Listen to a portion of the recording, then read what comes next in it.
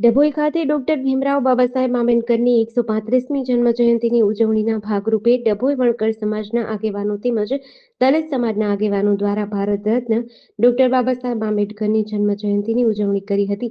આ પ્રસંગે નગીનભાઈ કાંજીભાઈ પરમાર, રમેશભાઈ કાલિદાસ ચાવડા, મહેશભાઈ પરમાર, ભાઈલાલભાઈ ચૌહાણ, કાંતિભાઈ પરમાર, નગીનભાઈ જાદવ, અશોકભાઈ પરમાર, વિપુલભાઈ પરમાર તેમજ મોટી સંખ્યામાં આગેવાનો ઉપસ્થિત રહી ડભોઈ આંબેડકર ચોક ખાતે પ્રતિમાને ફૂલહાર અર્પણ કરી ડોક્ટર બાબાસાહેબ અમર રહોના નાદ સાથે જન્મજયંતિની ઉજવણી કરી હતી। જય ભીમ।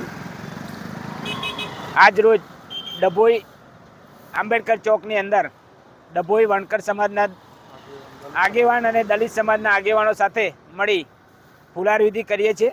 એમાં બાબા સાહેબનો આંબેડકરનો જન્મ 1891માં મહુ ગામે થયો હતો, જેનાથી અમારા બંધારણના ઘડવૈયા ભારત દેશ તેમજ બીજા દેશોમાં પણ એમના સ્ટેચ્યુઓ મૂકવામાં આવેલા છે અને જે રીતે ભારત દેશમાં ભીમ સેના તરીકે જે અમે લોકો કામ કરી રહ્યા છે, તો બંધારણને કંઈ પણ એ વગર અમે અમારો સાથ અને સહકાર આપીએ છીએ। જય હિન્દ, જય ભીમ।